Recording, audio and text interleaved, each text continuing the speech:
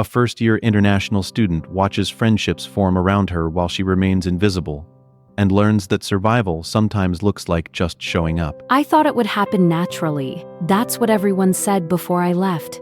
You'll find your people, it just takes time. Be yourself and the rest will follow. So, I was myself, and I waited. The second week of classes, I started noticing the benches, the way people walked out of lectures and just merged, like they'd rehearsed it, like there was a script everyone received except me. 3 girls from my sociology class had claimed a bench near the fountain. Their bench, they had inside jokes already. I could tell by the way they laughed. That specific laugh when you're referencing something only your people understand. I walked past them every Tuesday and Thursday at exactly 2:15 p.m. They never looked up, not once. I started counting. 7 times I walked past. 7 times they kept talking like I was made of air. That's when I realized this wasn't about time. It was about something I didn't have yet. Maybe something I'd never have. Where do I go? That question moved into my head around day 10. It unpacked its bags, made itself comfortable, never left. The dining hall became a test I kept failing. I want you to picture this exactly what. You're holding a tray, your food is getting cold, you're standing at the entrance of a room filled with 200 people. Everyone is sitting, everyone is talking, and you're scanning, Naomi does, scanning for a seat that isn't in the middle of someone else's conversation. Your eyes move fast, but your feet move slow. You don't want to look lost, but you don't want to commit to a direction. I found a system, the table near the emergency exit. The one with the weird angle that made it hard to see the TV screens. Nobody wanted that table, so I claimed it. Every single day, lunch at 11:15 a.m. before the rush hit. Dinner at 8:45 p.m. after it cleared out. I had it timed perfectly. In 2 days savings, in addition to going to a trawl, they died at noon tonight and Saturday, and I had to eat during peak hours for the first time. I stood at the entrance with my tray, pasta with red sauce, a bread roll I didn't want but grabbed anyway because my hands needed something to do. I looked at my table, 4 strangers, laughing, dotty, sharing fries, like they'd known each other their whole lives. Okay, find another spot. I walked forward, slowly, pretending to look for someone, my face arranged into that expression people make when they're meeting a friend who just hasn't arrived yet. Nobody was coming. I passed a table with 2 empty seats, but there were bags on them. I couldn't tell if they were saving them or just didn't want company. Don't ask, you look desperate. Just keep walking. I kept walking. Found a tiny 2-person table in the corner, facing the wall. I sat down alone, ate my cold pasta, scrolled my phone without reading a single word, just moving my thumb up and down, looking busy, looking like I chose this.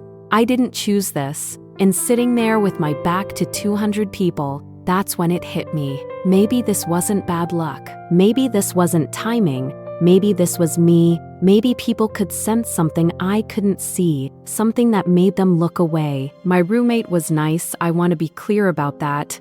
She said hi every morning, asked if I slept okay, offered me snacks sometimes. She never invited me anywhere.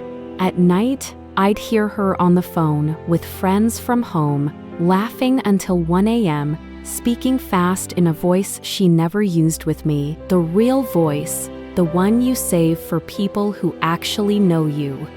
I'd lie in my bed with earbuds in, music I wasn't listening to, pretending to be asleep, wondering what it felt like to have someone miss you that much. Do people from home think about me? Do they notice I'm gone? I texted my mom every few days, always the same things. Classes are good, made some friends, food is okay. I wasn't lying, I was protecting her. She was so proud when I got accepted. She cried at the airport, kept saying, "My brave girl, my brave, brave girl." I'm not brave. I'm just here, existing, moving through days. Telling her the truth would break something. I couldn't do that to her. So I kept sending the same messages, and she kept believing them. And then, week 3, I decided to try harder. I returned to the distance and move off rapidly. The club fair was supposed to fix everything. That's what all the orientation guides said. Join clubs, put yourself out there. That's where you meet your people. I walked through the quad like it was a job interview, smiling at everyone, taking flyers, nodding enthusiastically. I collected 17 flyers that day, signed up for 3 email lists, told myself this was the beginning of something. I went to exactly 1 meeting, double, to exactly show the new women's previous ideas. International Students Association, Thursday at 7 p.m. I figured these were my people. Finally, people who understood what it felt like to be far from everything familiar. I showed up 4 minutes early. The room was half full. Everyone already talking. I sat down in an empty chair, smiled at the girl next to me. She smiled back, then turned to her friend and switched to a language I didn't understand. A whole conversation happening right beside me, and I couldn't access any of it. Wrong country, wrong language, wrong everything.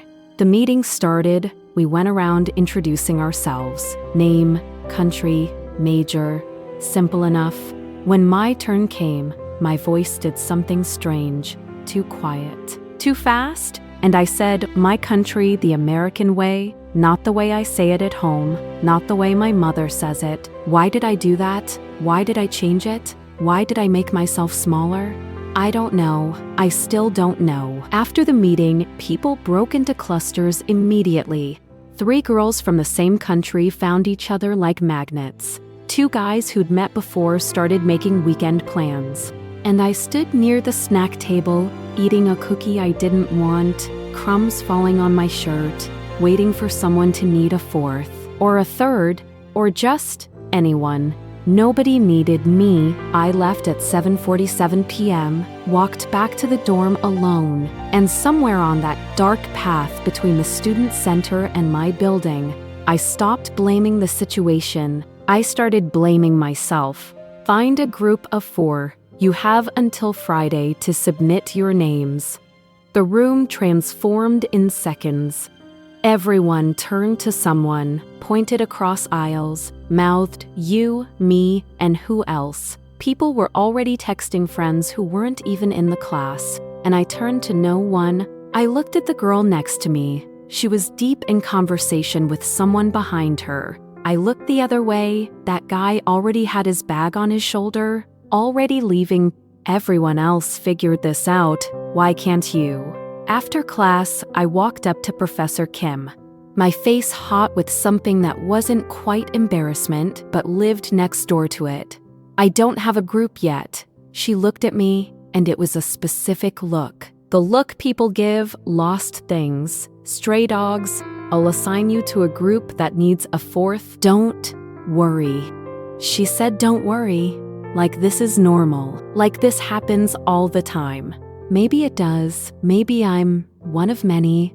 A whole population of people standing alone after class, waiting to be assigned somewhere. That thought didn't make it better. The group she assigned me to was fine. They said, hey, when I sat down. Explained what they'd already decided without me. I nodded a lot, said sounds good, 11 times in 1 hour. I did my section alone, in my dorm room, sent it to the group chat. Someone replied with a thumbs up emoji. That was it. That was the whole interaction.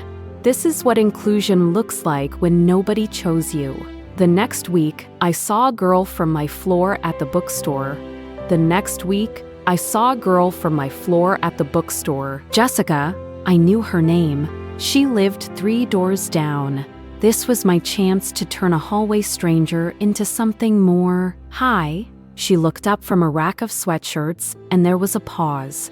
A tiny one. The kind where someone's trying to place your face in their mental catalog.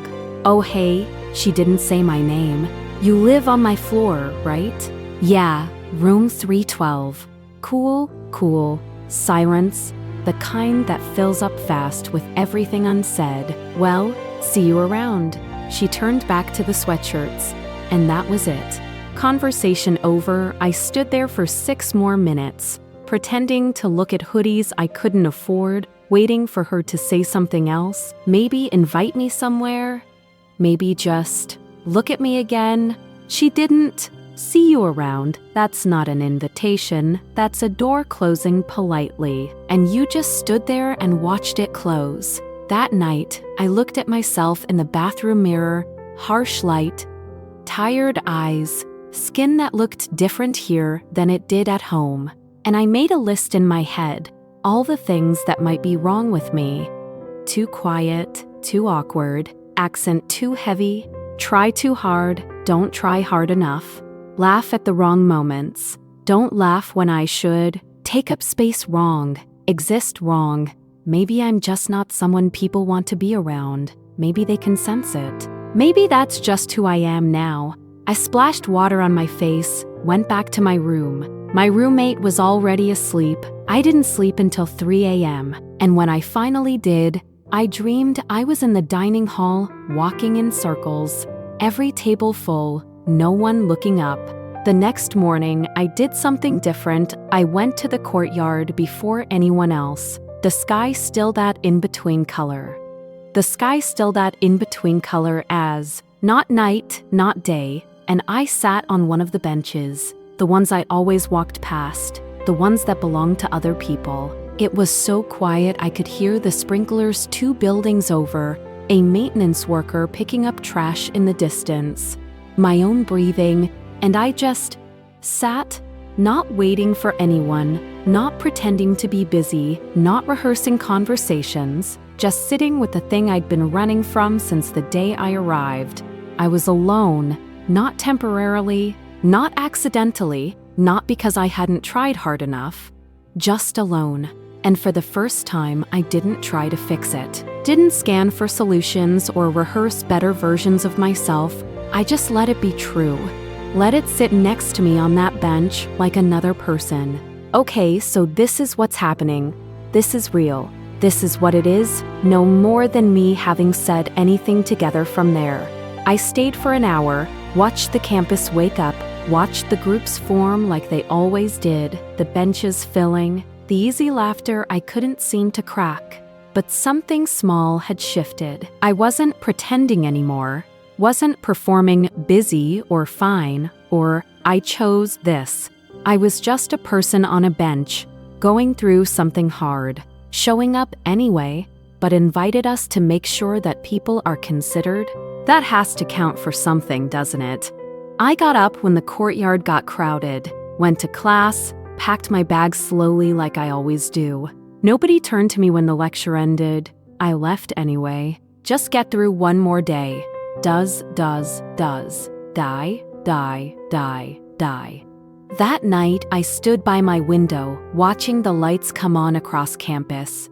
Somewhere out there, groups were making dinner plans. Someone was saying, "You have to come," and actually meaning it. Friendships were forming in rooms I'd never see, and I was here, room 312, alone. But still, here, I don't know if this gets better.